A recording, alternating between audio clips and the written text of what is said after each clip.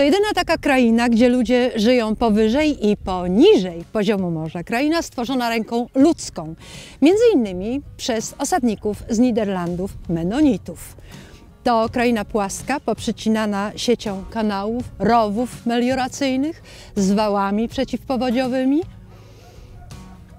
Odkrywamy pomorskie, dzisiaj Żuławy. Nazywam się Katarzyna Czajkowska. Jedziemy.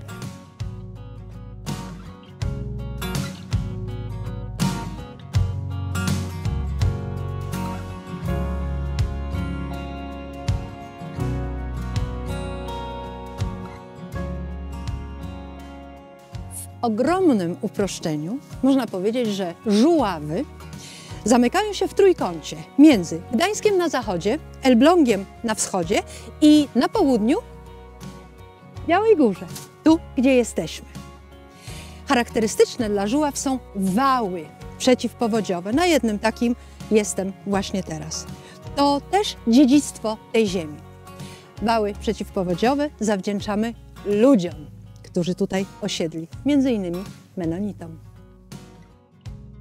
Ale żeby się dowiedzieć, kim byli Menonici i skąd się tutaj wzięli, najlepiej przyjechać do Nowego Dworu Gdańskiego, do Żuławskiego Parku Historycznego. My to nazywamy Muzeum Żuławskie i porozmawiać z panem Łukaszem Kępskim, który jest historykiem współpracującym z tym muzeum. No to zadaję pytanie, panie Łukaszu, skąd się tu wzięli Menonici? Menonici pojawiają się w XVI wieku i jeżeli byśmy mieli sobie popatrzeć, dlaczego osiedlają się na Żuławach, musimy spojrzeć na to w dwóch płaszczyznach. Pierwszej religijnej i tutaj mamy ten cały, jakby powiedzieć, zamęt związany z wojnami religijnymi w Europie Zachodniej i też ich prześladowaniem przede wszystkim. Musimy pamiętać, Menonici związani też z ruchem anabaptystycznym, chrzest dorosłych, całkowity pacyfizm, a więc coś, co w ówczesnej Europie nie było akceptowane zarówno ze strony chociażby katolików, jak i luteran. Oni też szukali pewnego rodzaju spokojnego bytu, do prowadzenia własnej działalności, do normalnego życia. Z drugiej strony musimy spojrzeć na czynnik ekonomiczno-społeczny, który związany jest bezpośrednio z Żuławami. W połowie XVI wieku dochodzi do fali wielkich powodzi. I teraz Rada Miasta Gdańska, która zarządza wiejskimi terenami Żuław Gdańskich, staje przed problemem, co zrobić z terenami, które zostają zalane. Nawiązując dobre kontakty od średniowiecza z Amsterdamem, sprowadza nowych osadników menonickich, którzy świetnie odnajdują się w żuławskich realiach. Przede wszystkim charakter depresyjny zarówno Niderlandów, jak i terenów północnych Niemiec, w których też Menonici żyli, jest podobny do tego, co spotykamy na Żuławach. Z biegiem czasu, jak się okazuje, Menonici z Żuław Gdańskich przedostają się również na Wielkie Żuławy Malborskie, przedostają się również na Żuławy Elbląskie i tam jakby tworzą swoistego rodzaju mikroklimat. Ale Menonitów już nie ma na Żuławach. Emigracja nastąpiła. Tak, zgadza się. To jest jakby efekt zaborów i tego, co się dzieje w XVIII wieku. Zmienia się polityka państwa pruskiego w stosunku do Menonitów i wielu z nich staje przed wyborem. Zostać czy emigrować? Zostanie wiązało się z tym, że podporządkowujemy się regułom państwa pruskiego i między innymi idziemy do armii lub płacimy podatki na tą armię.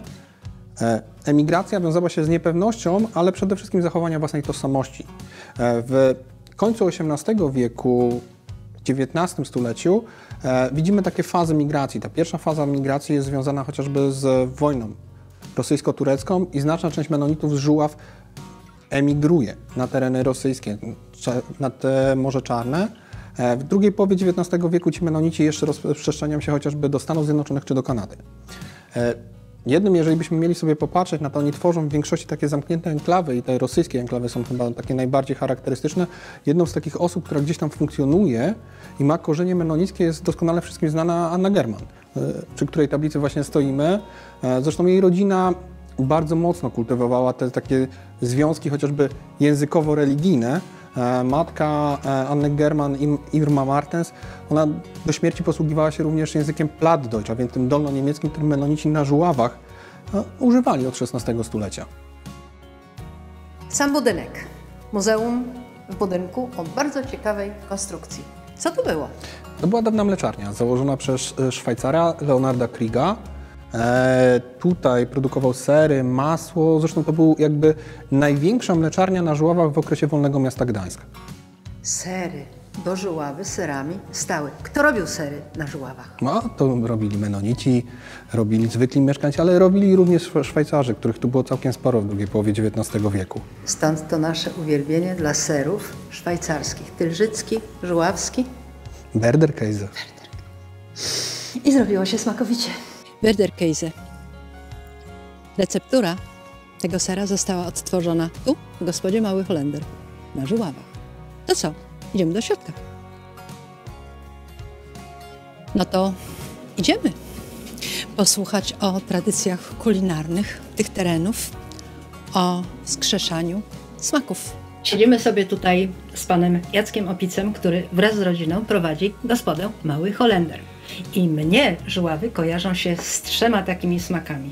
Z serami, z burakami cukrowymi i z rakami.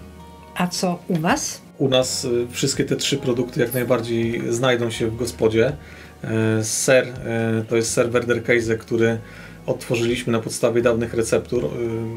Samo odtwarzanie wiązało się z wyprodukowaniem około 400 kg próbnych partii serów. Ale wy prowadzicie tutaj też i swoją kuchnię, oprócz serów serwujecie pyszne dania. Tak, staramy się, żeby to były dania zakorzenione w historii, żeby odtworzyć, pokazać tą różnorodność kuchni żuławskiej i historię przez pryzmat kuchni. W naszej karcie opisujemy, żadna potrawa nie jest anonimowa. Wszędzie dodajemy kilka zdań, żeby gość, który chce zjeść u nas, dowiedział się czegoś przy okazji tego jedzenia. Między innymi są to klopsy królewieckie z bogatą tradycją. Podajemy deskę serów, to nie są przypadkowe sery, znajdą się tutaj sery holenderskie i nasz Werderkäse.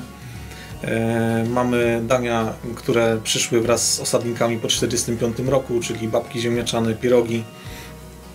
Zupa klopsowa, która pochodzi z tej wsi. Przepis dostaliśmy od menonickiej rodziny Andres, która tutaj mieszkała przed wojną. Melasa? Melasa też jak najbardziej. Słynna żuławska kolejka wąskotorowa powstała po to, żeby wozić buraki. To był jej taki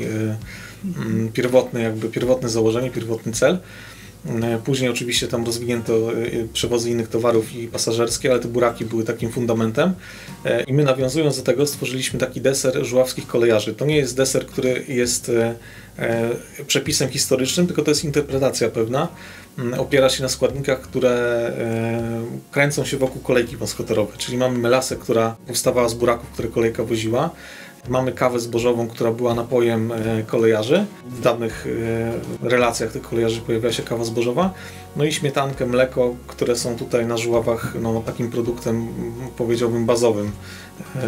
I przez długi czas stanowiły trzon lokalnej gospodarki.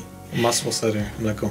Czyli można dojechać do was kolejką żuławską wąskotorową, wysiąść, przyjść i zjeść deser kolejarza. Dokładnie tak, wiele osób tak robi, także zachęcam. Siedzimy przy serach, ale bardzo wiele mówi się o rakach serwowanych u was. Jak to z tymi rakami jest? Tak, serwujemy raki, ponieważ Żuławy były usiane kanałami, rowami melioracyjnymi, w których tych raków było dużo. Zostały po tej obfitości nazwy miejscowości. Rakowe Pole, Raczki Elbląskie, rakowiska. Obfitość raków, która powodowała, że gościły na stołach częściej niż obecnie. Teraz raki kojarzą nam się z czymś takim bardzo oryginalnym, wykwintnym. Kiedyś było to danie dużo bardziej powszechne. Nie powiedziałbym, że takie codzienne, bo jednak jakiś tam pierwiastek wykwintności miało, ale nie było to takie niespotykane jak teraz. Podajemy raki w 2 podstawowych wersjach. Pierwsza to jest zupa rakowa, a druga wersja to są raki smażone na maśle z czosnkiem. Takie bardzo klasyczne. Podajemy to z jasnym pieczywem albo z grzanką. Tak, proszę Państwa, temat dla łasuchów.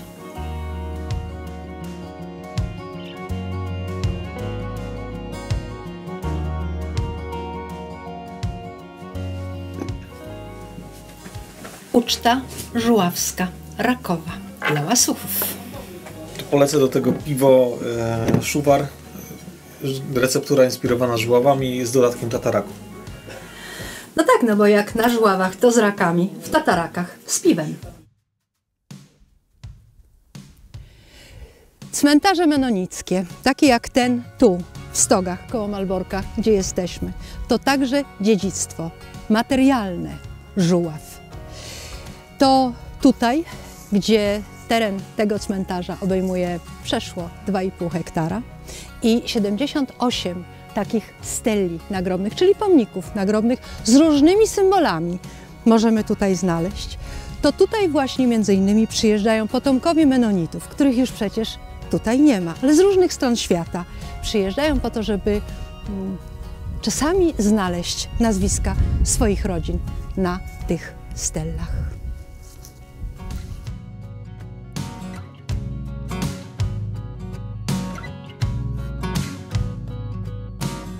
Menonici. Menonityzm to odłam anabaptyzmu, wyrosły na gruncie protestantyzmu. Zresztą protestanci przejęli większość kościołów na Żuławach. A kościoły gotyckie, które spotkamy na tym terenie, to jest dziedzictwo materialne tych obszarów i bardzo często skrywają prawdziwe skarby. Jak chociażby kościół w Krzywym Kole. Gotyckie mury, a wnętrze barokowe.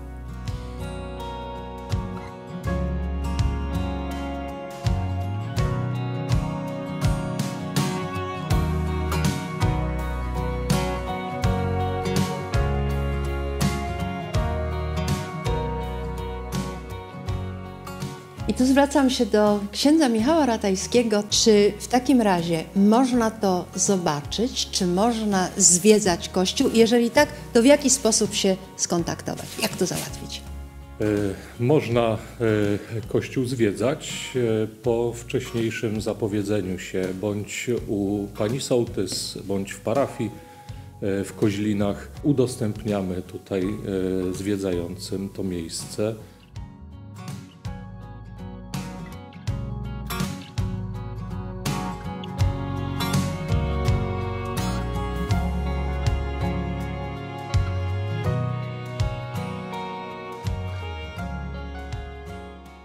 Dzisiejsi mieszkańcy Żuław coraz częściej starają się ratować znikające dziedzictwo tych ziem. Domy, w tym domy podcieniowe. Mawia się, że tylko szaleńcy porywają się na takie inwestycje. Na szczęście dom z wąsami w Orłowie, dom w Żuławkach, w Trutnowach czy dom podcieniowy właśnie tu w Marynowach, gdzie jesteśmy, to domy mające szczęście do właścicieli, którzy się tego podjęli. Chodźmy do środka i porozmawiajmy z ludźmi, którzy się tym zajęli w Marynowach.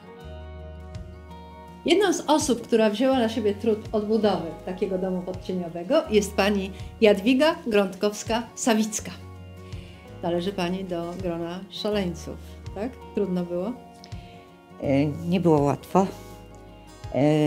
Dom rozpoczęliśmy remontować w 2012 roku. Dlaczego? Po prostu byłam świadoma wartości i historycznej, i architektonicznej tego domu. Sumienie mi nie pozwalało, że na oczach nas, ludzi, takie domy giną. W pierwszym etapie wyremontowaliśmy podcień, który był w stanie tragicznym i myślę, że na dzień dzisiejszy domu by już nie było. I później po kolei dach, pomieszczenia, podłogi. Natomiast dom jest, jak Państwo widzicie, zachowany w oryginale w ogromnej części.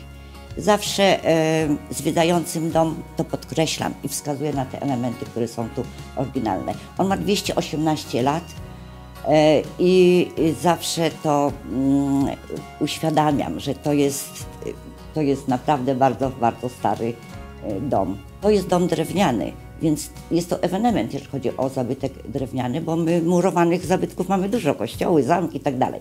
Natomiast to jest dom drewniany, więc tutaj były nie lada problemy. Cieśle na przykład ściągaliśmy aż z Bukowiny Tatrzańskiej.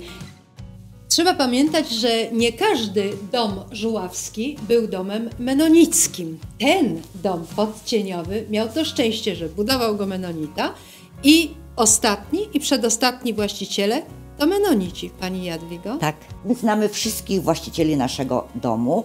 Jest ich kilku. Dom nie był dziedziczony, a sprzedawany. Świadczy o tym ilość właścicieli. I na tej tablicy mamy na zdjęciach przedostatnią rodzinę, to są państwo Klassen, to byli menonici. I ostatnią rodzinę do wojny, to są państwo Brooks, również menonici. Menonici byli przede wszystkim rolnikami, gospodarzyli na ziemi. Z ziemi, z gospodarstwa płynie bogactwo. Byli również rzemieślnikami i budowniczymi domów podcieniowych. Stąd mamy ten podcień. Stoimy w podcieniu. No to czym był i do czego służył? Właściwie źródła podają różne przeznaczenie podcienia. Podcień traktowano jako dom na palach, ponieważ Żuławy, wiadomo, teren narażony w każdej chwili na powódź i takowe były, prawda, wielkie powodzie. Inne źródła mówią, że podcień to przede wszystkim magazyn zbożowy. Na podcieniach, które widziałam, są urządzenia do wciągania worków ze zbożem. Wozy podjeżdżały na podcień, otwierano klapę i tym urządzeniem wciągano worki tutaj na górę. A jeszcze inne źródła mówią i możliwe, że świadczy o tym, ja to nazywam koronką, bo tak to wygląda to zdobienie, że tutaj przyjmowano gości, ale też było to miejsce, gdzie spali sezonowi robotnicy. Dom w Marynowach był jednym z największych na Żuławach, a dzisiaj jest zachowany w większej części w oryginale, tak jak te drzwi, prawda? Tak, właśnie jesteśmy dumni z tego, że mamy w domu mnóstwo elementów oryginalnych, zachowanych dnia dzisiejszego, włącznie z układem oryginalnym pomieszczeń. I takie drzwi można za sobą zamknąć, kiedy Państwo się zdecydują tutaj przenocować, bo można w drodze do Malborka albo jeżdżąc po Żuławach spędzić tu noc. Taki był cel, między innymi, żeby można było w takim domu się przespać i poczuć jego atmosferę. Jesteśmy w Miłoradzu, w dawnej wozowni, u Katarzyny i Jana Burchardów, którzy starają się zachować i utrzymać dziedzictwo niematerialne Żuław. A czym jest dawna wozownia? Znajdujemy się w dawnej wozowni, w budynku z końca XIX wieku, w której siedzibę ma Stowarzyszenie Dawna Wozownia na Żuławach. Od 2018 roku Nasze stowarzyszenie gromadzi pasjonatów regionu, ludzi, którzy chcą wraz z nami ocalić od zapomnienia dawne przedmioty, tradycje, zwyczaje. W związku z tym robimy warsztaty rękodzielnicze, typu na przykład powroźnicze. Robimy pierniczki, retrożniwa, robimy w plenerze. Wykopki. Wykopki? Jestem gotowa. Nie, dla pani mamy inne atrakcje. Idziemy. I zagonili mnie do magla.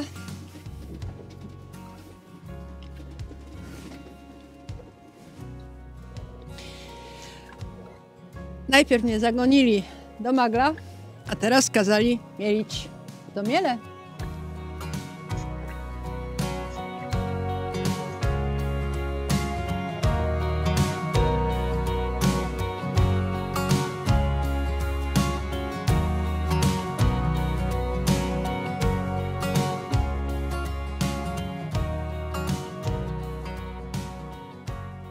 No to co?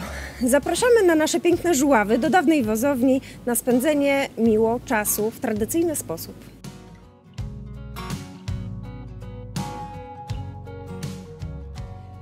To woda zawsze była bohaterką Żuław. Czy to w średniowieczu, kiedy krzyżacy osiedlali tutaj osadników, czy w XVI wieku i później, kiedy między innymi osadnicy z Niderlandów tworzyli tę ziemię, czy później, już po II wojnie światowej, kiedy ludzie Żuław pracowicie i pieczołowicie odbudowywali tę ziemię po zniszczeniach wojennych. Bo proszę Państwa, Żuławy to otwarte Muzeum Hydrotechniki, co widać tutaj najlepiej w Białej Górze. To śluzy, przepompownie czy wały wiślane. Takie są Żuławy.